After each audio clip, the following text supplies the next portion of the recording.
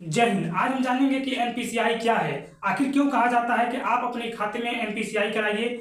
यदि आप यूपीआई चलाना चाहते हैं, जैसे यूपीआई से अगर आप पैसा लेन देन करना चाहते हैं, तो जब तक आपके बैंक अकाउंट में एनपीसीआई नहीं होगा आप यूपीआई नहीं चला सकते। आखिर क्यों, हम आपको बताएंगे। देखिए एनपीसीआई एनपीसीआई अगर एनपीसीआई का अगर हम फुल फॉर्म देखें तो national payment corporation of India होता है। National payment corporation of India.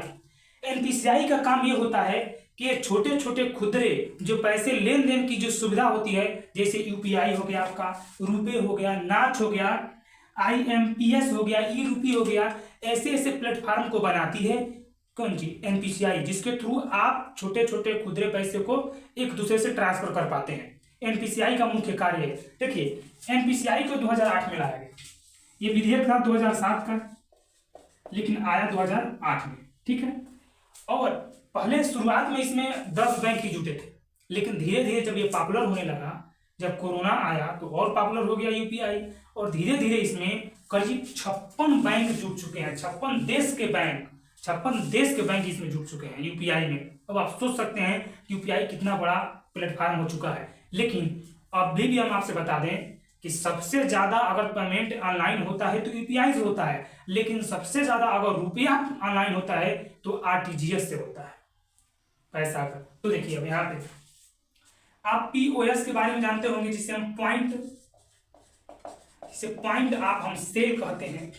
Point of cell, ये आपके दुकानों में लगा होता है। जैसे आप दुकानों में जब जाते होंगे या फिर आप मॉल में जाते होंगे तो वहां पे आप कार्ड से पेमेंट करते होंगे, तो जो कार्ड जिसमें लगाया जाता है उसका नाम पीओएस है, पॉइंट ऑफ सेल। उसका भी जो मतलब उसका जो ट्रांसफर लेन देन होता है उसको भी नियंत्रण करता है एनपीसीआई। अच्छा, आप जरा सोच के मैं बताइए कि यूपीआई के थ्रू आप एक जगह से दूसरे जगह पैसा तुरंत ट्रांसफर कर देते हैं, और तुरंत वो बंदा एटीएम से चाहे या बैंक से चाहे तो कैश आप मतलब अपने हाथों में निकाल सकता है। कैसे, चला देखिए।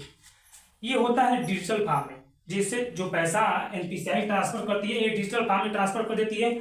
और आप मान लीजिए आपका बैंक जैसे एसबीआई है, एसबीआई मान लीजिए, और आपने मान लीजिए आईसीआई में बैंक, आईसीआईसी में आपने पैसा ट्रांसफर कर दिया, ठीक है। मान लीजिए ये दिल्ली है और आप हैं बॉम्बे, दिल्ली से पैसा बॉम्बे तुरंत चला गया और आप आईसीआईसी में से पैसा निकाल लिए। आखिर इसका कभी सोचे हैं कि आखिर इसका लेन देन कैसे होता है? ये तो डिजिटल रूप में हो जा रहा है, फिजिकल रूप में भी तो कुछ होता होगा। तो देखिए एसबीआई का भी एटीएम बहुत जगह होता है और आईसीआईसीआई का भी एटीएम बहुत जगह होता है। जो बंदा है एसबीआई का मतलब अगर जिसने एसबीआई में खाता खुलवाया है, ये तो नहीं है कि वो केवल एसबीआई के एटीएम से पैसा निकालेगा। कभी ना कभी जरूरत हो तो अगर आईसीआई से भी है तो उससे भी पैसा निकाल सकता है। और ऐसा भी है कि जो आईसीआई बैंक में खाता खुलवाया है वो हमेशा आईसीआई से नहीं निकालेगा, वो फिर एसबीआई से भी निकाल सकता है।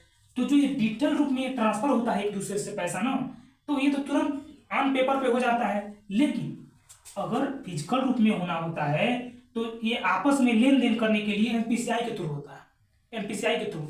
और आप देखे होंगे जैसे मान लीजिए एसबीआई का ये बैंक है, ठीक है, इसका ब्रांच एक और है एसबीआई यहाँ पे। आप इस बैंक में खाता खुलवाते हैं लेकिन इस बैंक से भी पैसा निकाल लेते हैं। कैसे? इसका काम करता है CBC, core banking solution, CBS, core banking solution. यानी एक बैंक है मेन बैंक, इसका जो ब्रांच है तो ब्रांच से आप पैसा निकाल सकते हैं, जमा कर सकते हैं। इसका लेन देन आखिर कौन करता है? सीबीएस, कोर बैंकिंग सोल्यूशन इसका लेन देन करता है।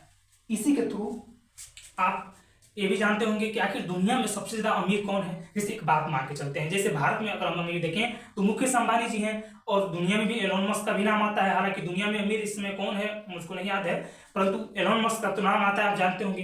क्या ये लोग अपने बैंक में पैसा रखकर सबसे अमीर बने हैं, या फिर इनके पास ज्यादा पैसा है इससे अमीर बने? ये बताइए। अगर मेरे पास 2 रुपया है, एक बात मानिए 2 करोड़ मानिए, तो अगर गिना जाए 1 2 3 4 तो 2 करोड़ गिनेंगे तब तक 1 रुपया और ले आकर रखेंगे तो 2 करोड़ 1 रुपया हो जाएगा। अगर ऐसे गिने तो दुनिया में कौन सबसे ज्यादा अमीर है ये तो मालूम नहीं चलेगा। तो कौन दुनिया में सबसे ज्यादा अमीर है यह बताएंगे आपको, और साथ में भी बताएंगे हम कि अगर आप पैसा कमाना चाहते हैं ज्यादा से ज्यादा पैसा, अगर आप बैंक में पैसा रखते हैं तो कितना आपको ब्याज मिलता है? 2.5% का मिलता है। यदि आप उस पैसे को म्यूचुअल फंड कंपनी में अदा कर देते हैं, डाल देते हैं, तो वो पैसा आपका बहुत जल्दी 2 गुना 3 गुना 4 गुना हो जाएगा। और आप ये भर में मत रहिएगा आपको पैसा डूब जाएगा, बिल्कुल नहीं। म्यूचुअल फंड कंपनी एक ऐसी कंपनी है जो कि पैसा डूबने नहीं देती।